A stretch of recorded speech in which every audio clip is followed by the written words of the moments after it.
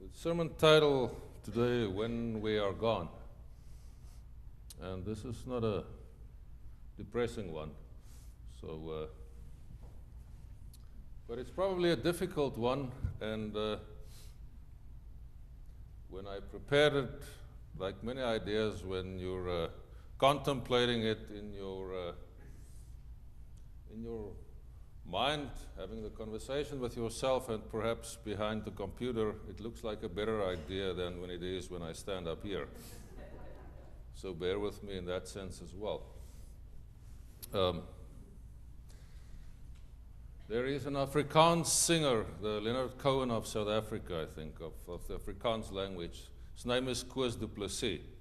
I don't want you to remember that, or I'm not going to explain how you arrive at the name that is Koos. I'm very fond of the guy. He died about 35 years ago in an auto accident. He was a journalist,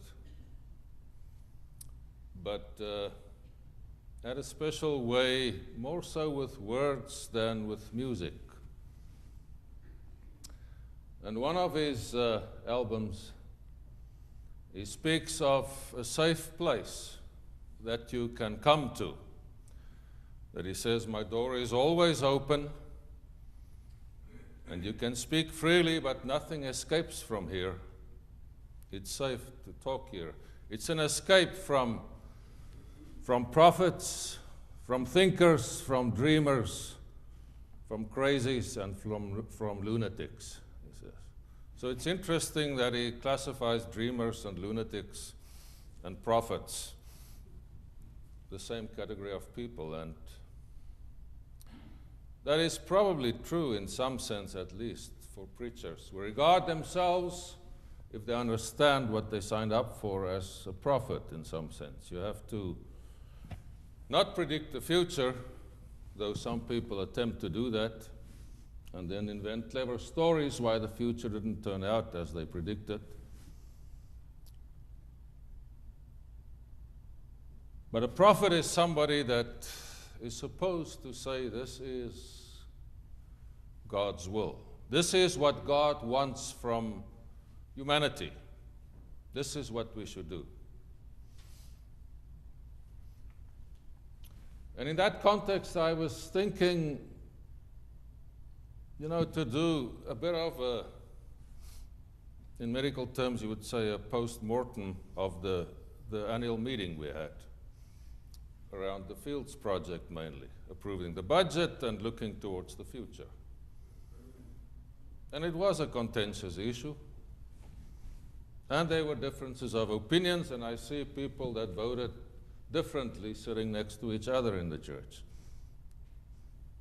Yeah, and I see them nudging each other here, which is a good sign that we're able to do that.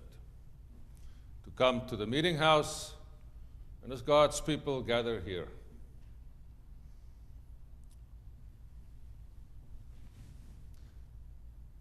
In the context of the Fields project, or against that backdrop, I think it is good to quickly take stock where we find ourselves as a church. And I think it is one can be very grateful to say that as a church, we are not displaying or following the trend that is overwhelmingly so in the church world. We are not demonstrating, whatever statistic you take, the decline that we observe and that is evident on a national basis and also in the heartland of Congregationalism and the UCC in the Massachusetts Conference, where there's a decline in membership attendance and also in giving. Less so in giving, but more in attendance and in membership, churches, and general church involvement.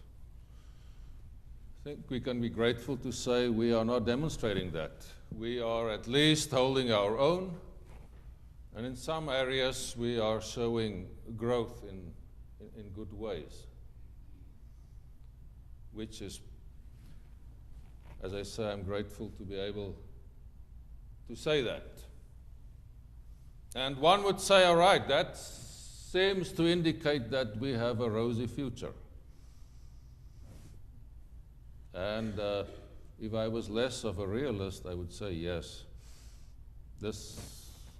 There are great things waiting for us. You know, the blessings will be bestowed upon us so that we have this bright future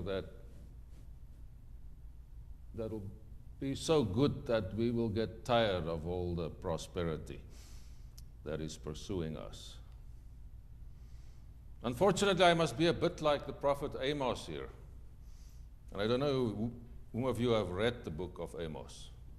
And when last have you read it? Let me just see. Who ever read the book of Amos? Good. Some people are shaking their heads. No, Amos is a fabulous book, I think. Amos, a prophet that did his thing, that spoke as a prophet in the city of Jerusalem during the reign of Jeroboam II, a famous king of Israel, a king that reigned in an era that saw the greatest expansion ever of the territory of the kingdom of Israel, that reigned over unprecedented economic prosperity, where things really went well, where there was immense wealth in the nation of Israel, and where the military side of Israel was extremely strong to defend this expanded territory. If you look back at the broader history in which that occurred, you will see that that was actually a breather between two world powers, the one still declining and the other one not yet sufficiently in ascent to be able to dominate Israel. That was sort of a breather in between these world powers sorting each other out, that Israel emerged as quite a nation.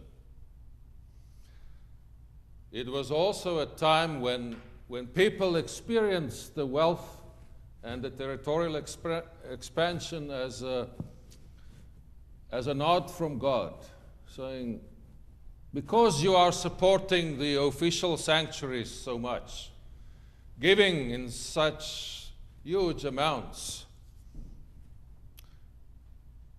that they said, God is favoring us. We are good people because God likes what we are doing. We are following God's ways in every way. Therefore, this prosperity and the good times that we are experiencing. And then comes Amos along. He was a farmer, sheep herder, but also grew fig trees. The Bible mentions that, from a little village close to Jerusalem. And he appeared, and the verses that we listen to are about the only positive words in that book that are not words of condemnation. Almost as if Amos got tired of himself after laying into Israel and then say, at some stage after all this destruction, after God has reckoned with you, there will be a time of rebuilding. And there will be a prosperous time. Because Amos really laid into them. And it's actually funny sometimes to read how he addressed them. He addressed some of the women, the ladies of leisure, having their cocktails any time of the day. He addressed them, from what he described, it's probably like some housewives or real housewives of this or that city, as you see on the TV programs. And he addresses them as the cows of Bashan, the fat cows that grazes on a mountain that is always lush. And he continues in that vein and addresses Israel, saying what you are doing is incredibly unjust. It's immoral. And your feigned and Superfluous piety is not acceptable. All these sanctuaries that you're supporting, that is actually an abomination in the eyes of God. And God will punish you, and so he carries forth until these last few words where he describes an ideal future. Where he said from the house of David, God will create a new Jerusalem, a new Israel again. The remnants will be restored, and it will be so prosperous that the planting and the reaping will be so in such quick succession. It will be so fertile that the sower and the plower will catch up with the reaping. So prosperous will it be, the cycles will follow so quickly upon one another.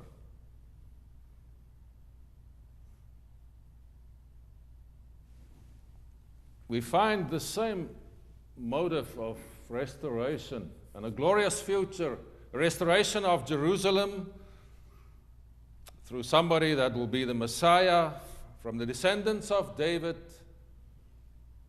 rising up to restore Jerusalem and to restore Israel in the process. We find the same thinking in the book of Revelation. But this time not from a position of wealth and of prosperity and of good times for the people of Israel, this time written from an environment of utter despair, where first the Greek Empire and then the Roman Empire went and rolled over Israel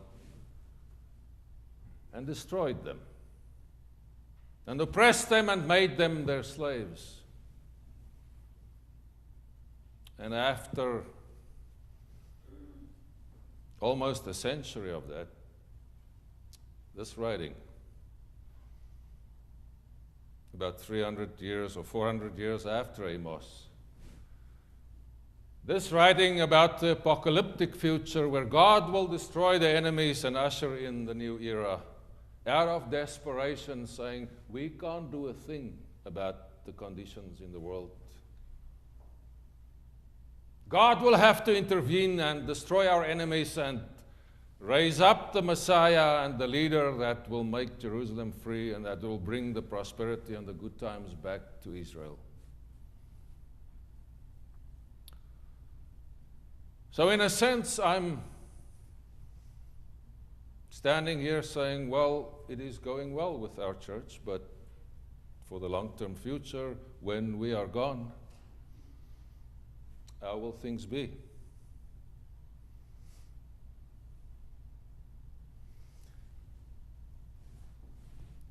Shortly after I arrived here, when I attended my first fair booth meeting and went through the fair, I observed a lot of gray hair doing very hard work, gray-haired people. And after about a year, I realized we are not different from so many other churches. We have a very high number of people approaching retirement or recently retired, or people that are higher up in years as well, the sustaining membership contingent of the church. So I started the process of saying, no, we should change the narrative about the fair. It is not to raise money for the church, as is the perception in the community. This is to raise money so that the church can give it away to people and projects outside of the life of the church. That's a better narrative for the community, so that people who do not want to have anything to do with church can become part of our work and help us. And like with any change in church, in the church environment, it takes a long time, and I think it is slowly beginning to work. We see people that nobody knows because they are not part of the regular life of the church. They come from outside and work with us. I also did the initial analysis, and Bruce Jones continued that, to look at the membership numbers, and I asked our stewardship people, or financial people to give me an indication according to age group, what does the contributions look like? And I noticed that we have this crater in membership. We have this skewed distribution. We have a very high number on this side who are also giving the majority of the pledges. And then we are slowly rebuilding the younger families, which is hard work. And I give full credit to Amy for doing a wonderful job in that regard. And it's very hard work. In this era with decline in church membership, it is tough to maintain what you have, especially with young families. It is doubly as hard to rebuild, swimming against the current and the tide all the time. But we are fortunate to say that we were able to do that.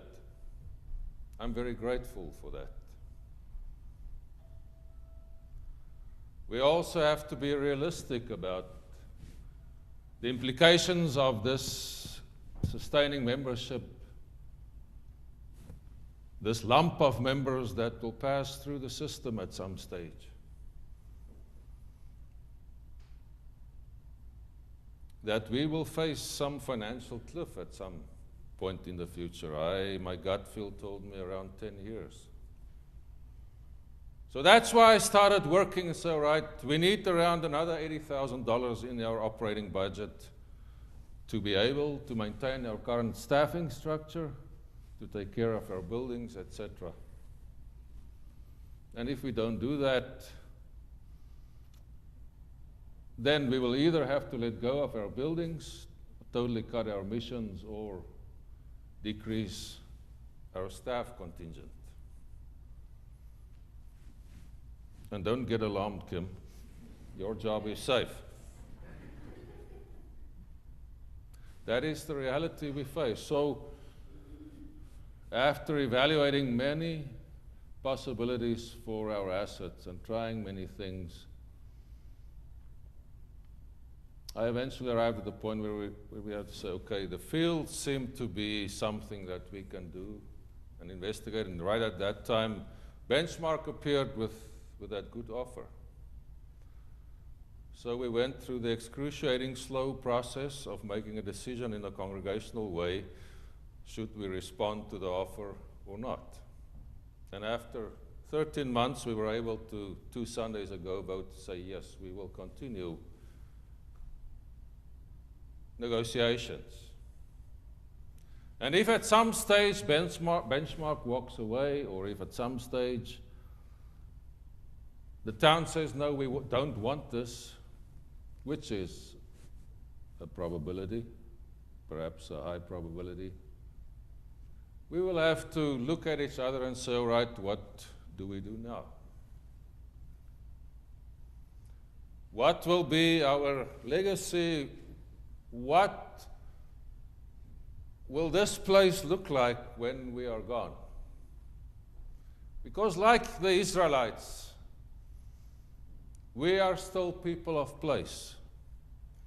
We attach value to where we are.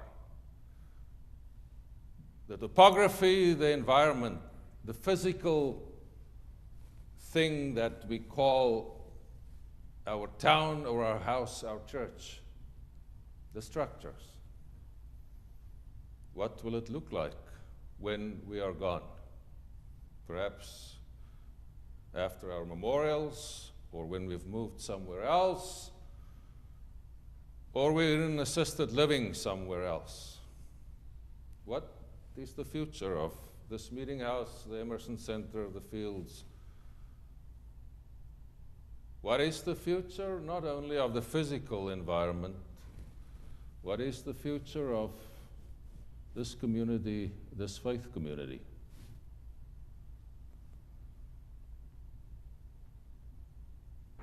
It is a question that we will have to face. And perhaps reference to us will be in the form of a plaque in one of the buildings saying, the Congregational Church of Topsfield maintained these buildings for so long. And we're proud to display this plaque now. Perhaps that will be our reference and that will be our legacy.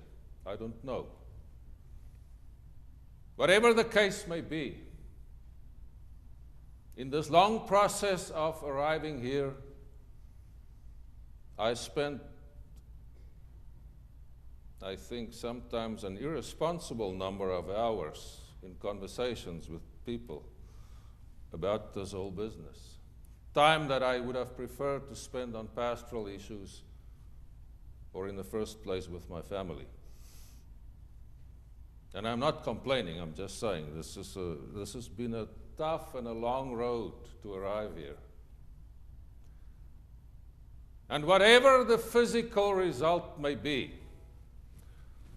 of us looking at whatever project, whether it is the Fields project or an alternative that will be able to provide for us to have a sustainable future as a church.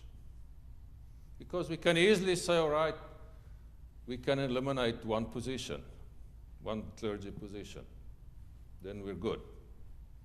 Or we can say, we will find another project that will raise that kind of money for us to maintain our staffing structure. Whatever the case may be, my hope is that our legacy will not so much be written in plaques and in physical structures and the physical environment. But my hope is really that our legacy and what we will be remembered for will be that these people, this covenant community, they were able to rise above the cultural imperative of divisiveness, of toxicity when there is disagreement. That they were able to rise to new heights of finding one another in the love of God. And truly being a covenant community, to look towards the future and together seek for solutions to do what we agree that we want to do. To fulfill our mission as being God's people. To bring that future that the prophet spoke about, that future of God's world. And my hope is that our legacy will be, even though we may not be mentioned on plaques, or there may even not be no longer a faith community called the Congregational Church of Topsfield, or perhaps not in this place, but that will live on. That part that is based and that has to do with the values that we find in our faith, that we find in our agreement to be God's people, that we will be able,